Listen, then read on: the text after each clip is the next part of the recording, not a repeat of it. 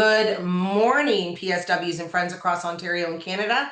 I am Miranda Romanowicz. I'm CEO of the Ontario PSW Association and the host of PSW Podcast, where we come to you guys live on Fridays at 11 a.m. and we stream live as well on our TikTok.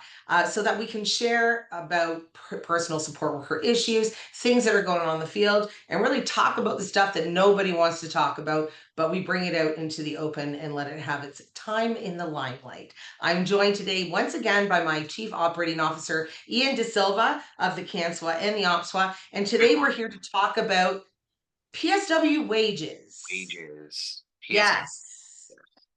You get It's a lot of questions about wages. Let's dive in, Miranda. Dive right in, eh? So, all right, PSW wages. Well, over the years, many years, so the personal support worker has been in existence since 1998. So the wages have definitely increased since 1998.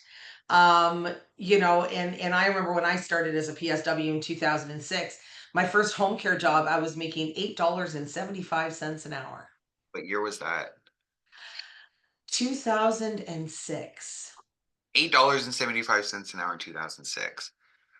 I think in 2008 we were paying DSWs $16. See, I was That was home care. experienced. This was experienced DSWs. You got about 18 to 20. That was a really good wage for those days. Oh, it was. Eight I remember dollars. $8 would no. And so obviously I didn't stay in that position for very long. And then I went into long-term care and I was making $17 an hour in long-term care in 2007 and upwards. So, since then though, I mean, I remember, I think it was in 2008, 2009, the minimum wage for PSWs became $12. $12, I think, and 40 cents.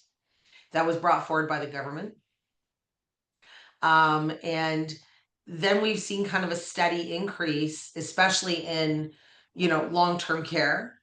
And in long-term care, like it was different when I worked in long-term care for wages because I am a Mohawk College graduate. So I went to community college.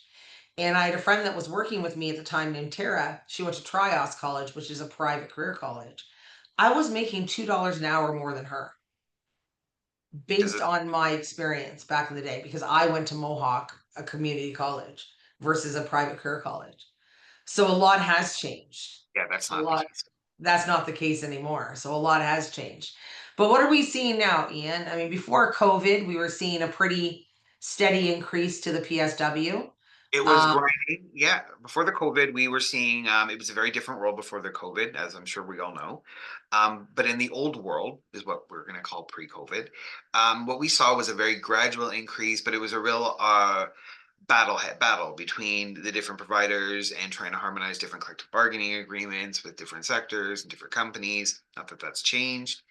But the wages were trending upwards and they still are. And then the COVID hit and that really reset the definition of the value of the PSW. And from there, we started seeing long-term care wages because our CEO here got everyone in long-term care PSWs a $3 an hour wage increase. So that was a huge achievement. So kudos to that. you're a part of that, just for the record. I So know, but it's one of those things that we do want to remind now. That was $3 5 years ago. Now the question is, what's next? what's next? And what about retirement homes? So let's go into other. There's lots of directions So to go in. Oh, So there's a lot of directions. So, like, let's talk about the difference, right? So, we have the public sector, which are the long-term care facilities, the hospitals, and a lot of big home care companies. So, yeah, these are the home care companies, those for you watching, that receive funding from the government in order to provide the free, quote unquote, care to Ontarians in need. These PSWs see anywhere, like I know one of my friends who I went to Mohawk with, she works for one of the big companies. I'm not going to say who, but they started her at $23 an hour. That is like, I couldn't even have dreamed of that in home care back in the day. Like that never would have been a thing. Um, but then in comparison to a couple of our other members who work for the private home care companies that are not receiving this money from the government, they're making anywhere from 17 an hour and they maxed out at about 20, I find. It doesn't really go much higher than that. And that's to no fault of the private home care companies. They just have a lot of overhead. And they Yeah. have to pay for that overhead, and they have to pay for the supervisors and the administration and the CEO and the shareholders and all that sort of stuff, right? But private home care, that's kind of where you max out at.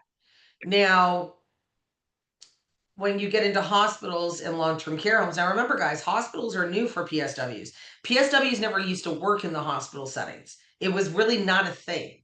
It wasn't really a thing probably till about 2009, 2010.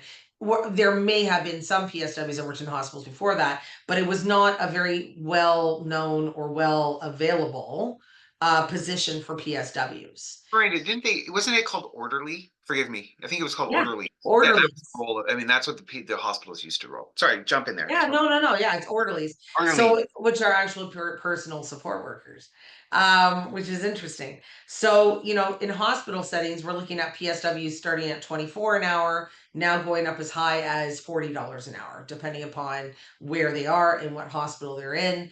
And that's now, I'm talking now 2025, this is where they're at. Long-term care homes, like I said, I was at $17 an hour in 2006. And that was a really good amount of money in 2006 with $17 an hour. Now PSWs are making upwards, I'd say 21 and up in long-term care, depending upon who they're working for, where they're going for. We find the best paid homes are regional. It's the regional long-term care homes seem to pay their PSWs the best. But then you get into the retirement home world. And now, for those of you that are watching that don't know this, retirement homes do not fall underneath any Health Act or Ministry of Long-Term Care Act. They fall underneath the Landlord and Tenant Act. So these places are personally owned, so they're privately owned, and they can pay the PSWs whatever they want to pay the PSWs.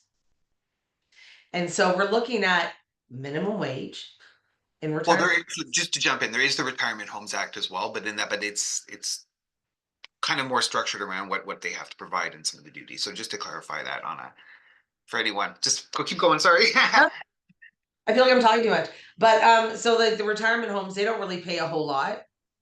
They don't. Some places do, but that's the more high end retirement homes, you know, where people are paying 10,000 a month to live there.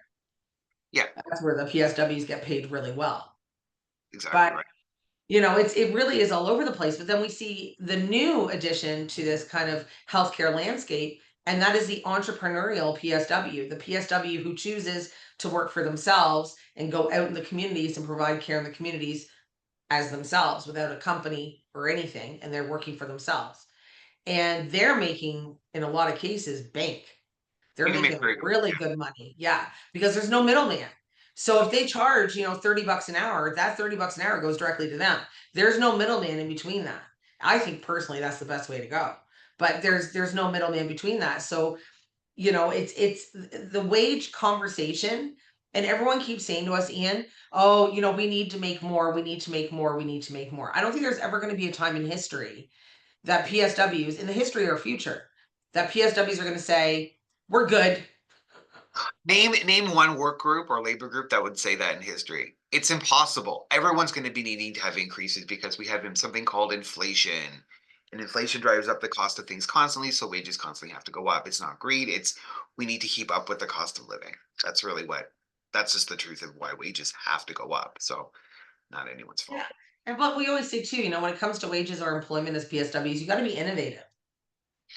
You need to be innovative and understand. Okay, if we can talk about what is the PSW marketplace right now, and I'm going to use the term marketplace because it's very much a private marketplace when it comes to delivery.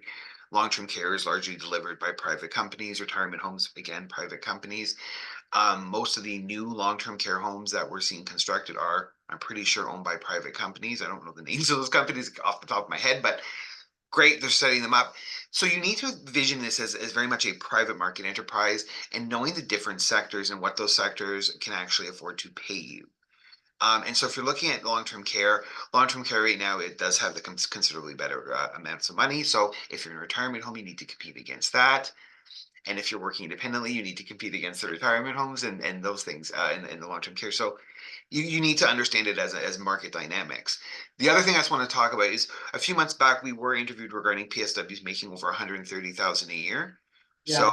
in certain situations, if you stick with your career and you're in with your union, you get your seniority, and you make that commitment to your long-term care home, and that long-term care home is willing to make that commitment to you because of your work ethic and because of the qualities you bring, you could have a very, very lucrative lifestyle in long-term care. So Although I'm very worried about those people that burn out, because I'm thinking we if are worried about this. PSW, That's the issue, is that you have to do burnout. I mean, you will burn out and it's not sustainable. So there is that disconnect about some of those things, yeah, as well. oh, absolutely, because I mean, a PSW just making a regular hourly wage will never make No, $145,000 a year. the way you make that is because you started off at a certain wage, you get grandfathered in, you have seniority, you have priority, you have shift choice priority, and then after certain years, your wages keep going up every certain percentage. So some of those people are making 60, $70 an hour when you factor in all the overtime that they get and everything else like that. So yeah, but it does cause burnout. It's not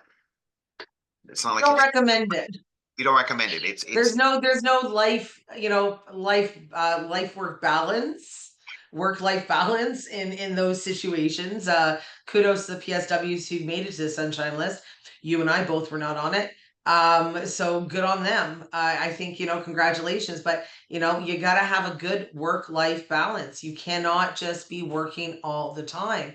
And that's why, going back to what I said about being innovative, as a PSW, our skill set will always be in high demand. Our skill set is always going to be needed, and we need to look outside the box. So, work for yourself as a private working PSW, maybe work in retirement home and work for yourself as a PSW. Create your own future, create your own wage, really, at the end of the day. But some PSWs, they only want to work in long-term care and they only want to work in hospitals and they only want, and good for you. And I wish you nothing but the best in getting there. but Absolutely. But now the marketplace, Ian, how is our economy and how is the PSW landscape? I was just gonna get into that because I'm like, yeah, we got to jump into this. So, um, shortages in long-term care. We've gotten really used to saying that there's a shortage of nurses, there's a shortage of PSWs. Our data isn't sharing or it can reflect, does not seem to be No. reflecting that at all. We know that the College of Nurses, for example, in the last 2 years have produced more nurses than they've ever have in the past. So we know there's enough nurses in Ontario.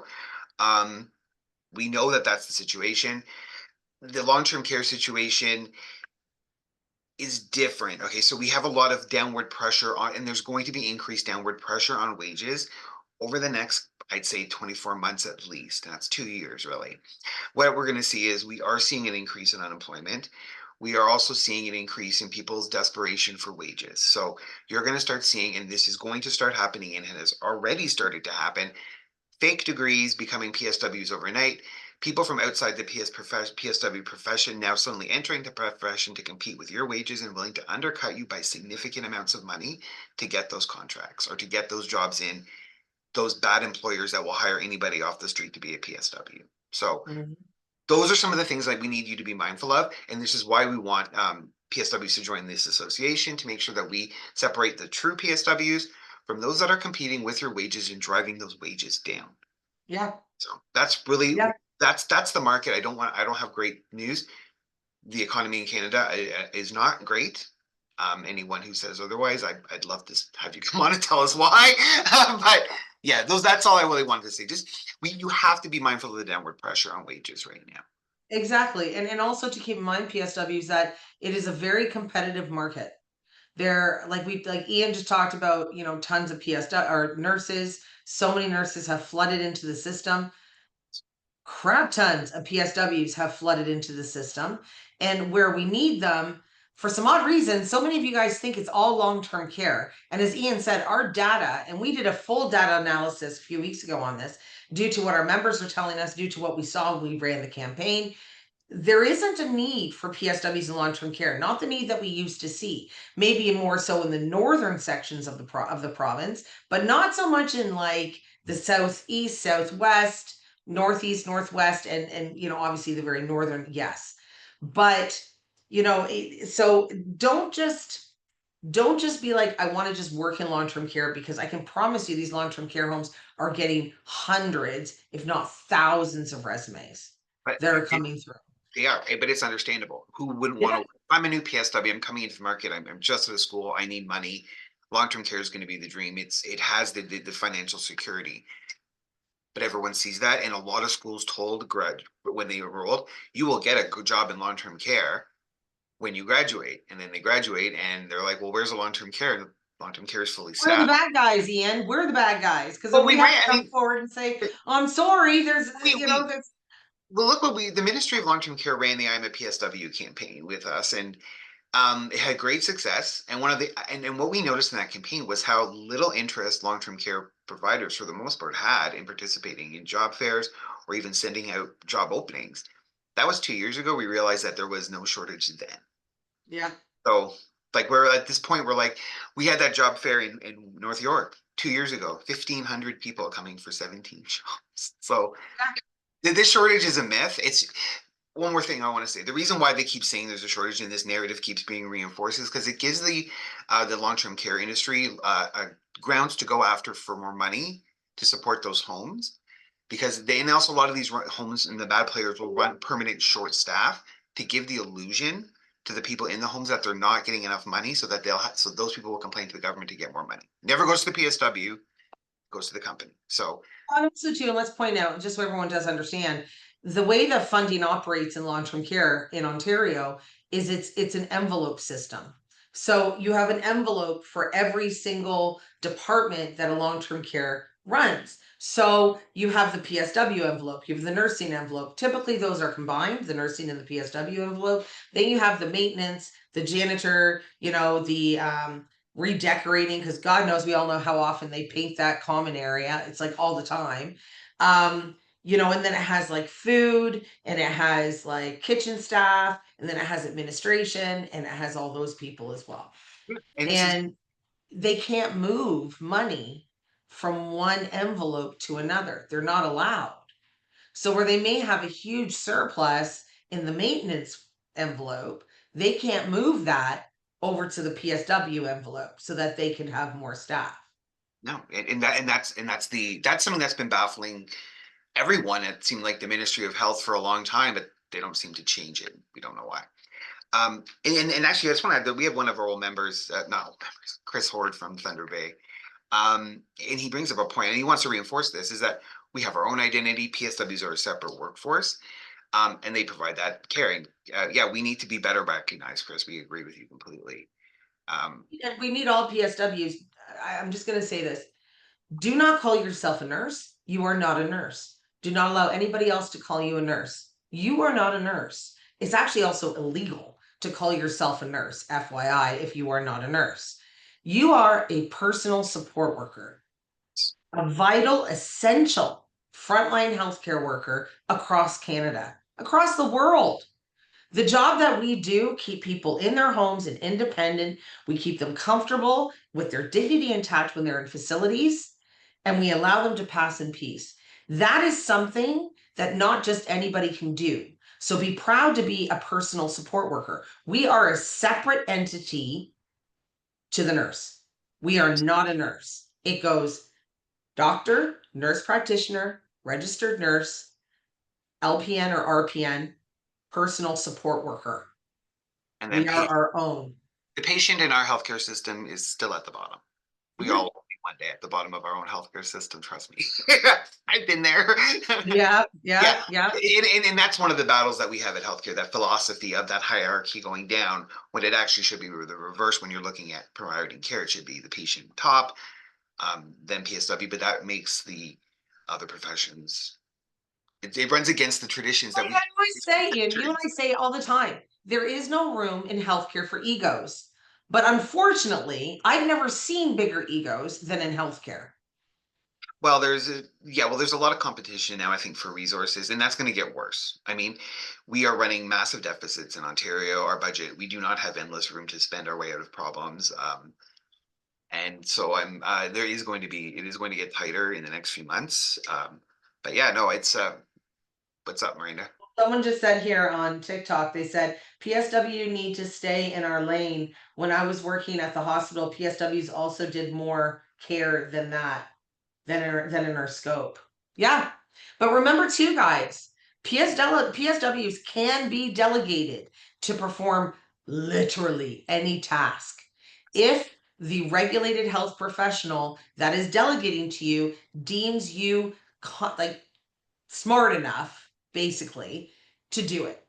Yep. And we As always long- make the joke that a PSW could be delegated to do open heart surgery. We make that joke, but it's actually not a joke I'm a joke. because there's no limit on the delegations that a PSW can perform.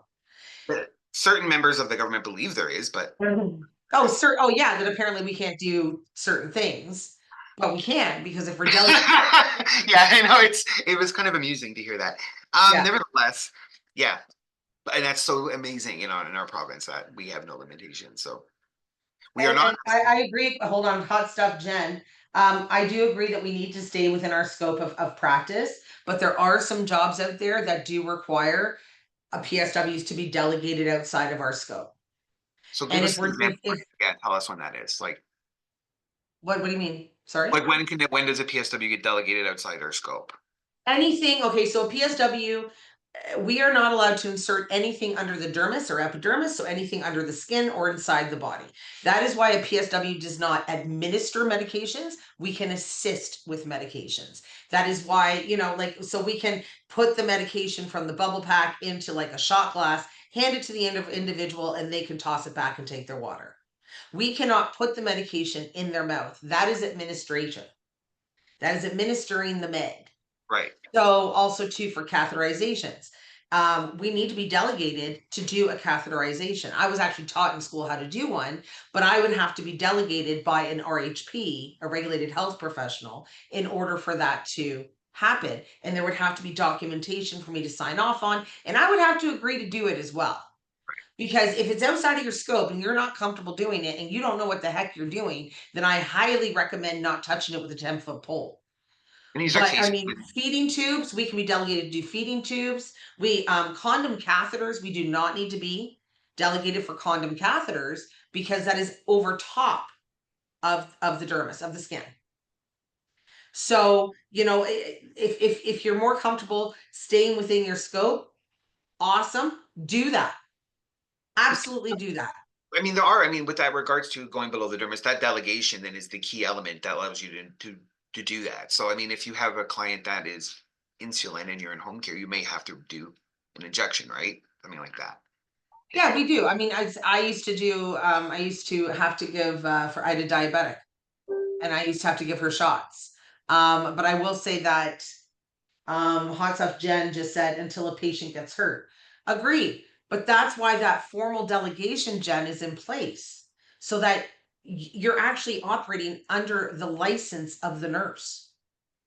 So the nurse will get in trouble if the patient gets hurt.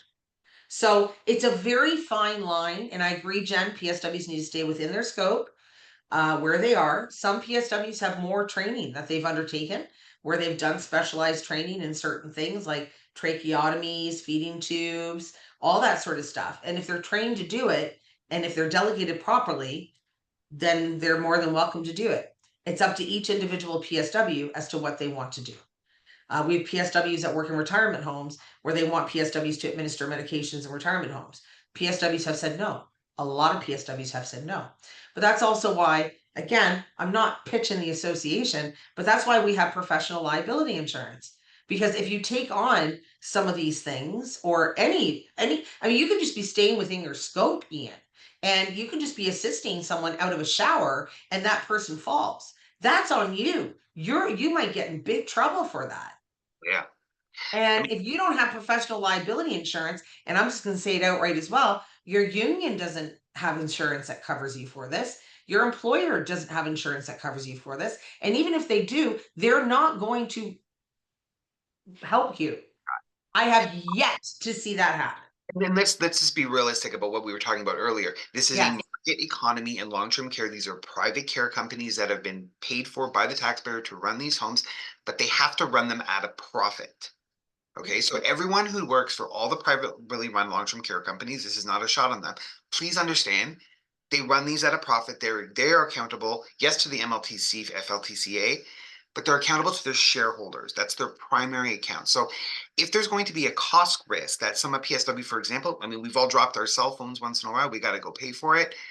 If you drop a patient and and it becomes between you and someone senior, and you're going to become a liability, do you honestly believe that your employer, know how wonderful they are to you today, are honestly going to absorb millions of dollars in risk to protect you? The answer is no, their shareholders will not allow it. You are Exactly. kidding yourself. We get this all the time. People saying, I'm protected because my employer has it. You're kidding Or my yourselves. union, or my union. You're kidding yourselves. The moment and now your union will help you. Like they Yeah, they got will. a union with their Absolutely. salt, they will help you with this and they will fight wrongful admission. So anything like this. But insurance, guys, I mean, if you make a mistake, the union can't do much.